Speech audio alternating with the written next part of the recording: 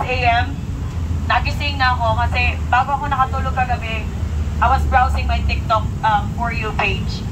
Marami akong nakikita doon, nagbabasa ako ng comment.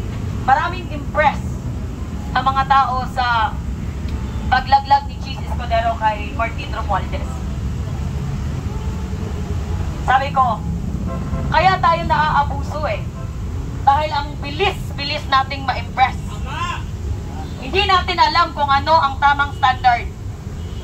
As you can all remember, Cheese Escudero is also one of those crocodiles. Nagsalita lamang siya dahil naiibig siya. Ngunit binanggit niya ba ang ulo ng mga buhaya? Si Marcos. Di ba, hindi? Kaya huwag kayong mai-impress sa mga ganong paandar. He's just trying to save himself. Kaya galit akong nagising kanina, gusto kong manunog ng mga buhaya. Kasi habang dumadaan yung araw, naiipit kami at nanganganib at naiipit at nagugutom. Pero ang mga putang inang ito, pinapaandaran tayo ng kung ano-anong sersuela. At karamihan sa mga Pilipino, they're buying the antics of this fucking crocodiles. Kaya nagalit ako. Kailangan kong magliwaliw. Sumakay ako ng bus. Hindi ko alam kung saan ako papunta. Pumunta ako ng Alabang. Tapos bumalik ako ng Baklaran. Tapos nag-bus na naman ako. Ganon kagulo ang isip ko kasi kung ako ang masusunod, magtatawag ako ng mga tao. Hindi na to pwedeng maghintay ng 2028. Wala na tayong madadatnan na Pilipinas sa 2028. Sinasabi ko sa inyo, wala na tayong pera nun. Ubos na. Wala nang magpapautang sa atin. Siguro naman nakita nyo ang post ni Leo Riveta. Isa siyang negosyante sa Davao.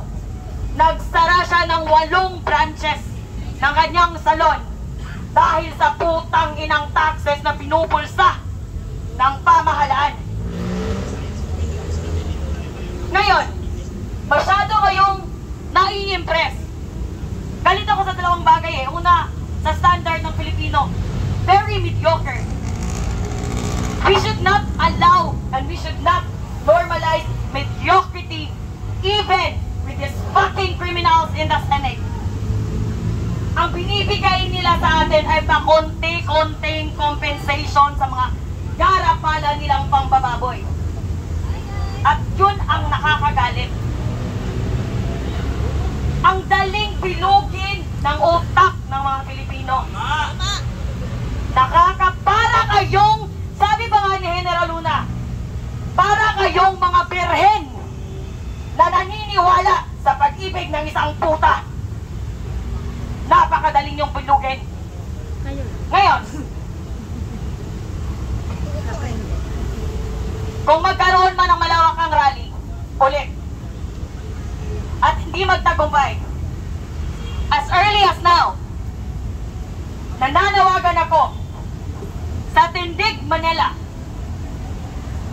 sa mga NPA, sa mga kabataang na-recruit ng NPA, handa akong makipag-collaborate, makipag-anip.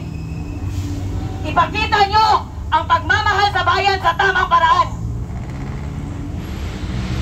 First and foremost, it should be the Gen Z and the millennials that should be heading this revolution. Dahil ang mga taong to, ang mga matatanda makakasama natin, they will not be here.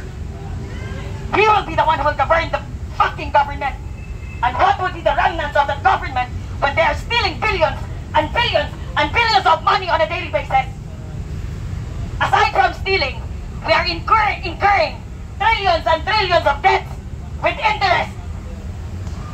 Tayo ang sasalo sa galit nila.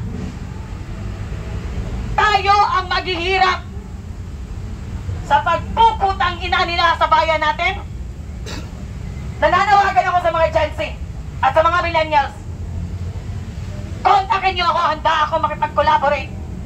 Gagawa tayo ng plan B. I do not fucking care kung may mamatay sa atin. Sabi nga ni General Luna, At sabi nga ng isang author, radical problems requires radical solutions. The plunder that we are experiencing in this country is fucking ridiculous. It's fucking extreme. And it's fucking insane. We need to take radical measures. Bawiin natin ang Pilipinas habang may mababawi pa tayo. Get out of the streets. Coordinate, collaborate with us. At ipakita nyo ang tamang pagmamahal sa bayan.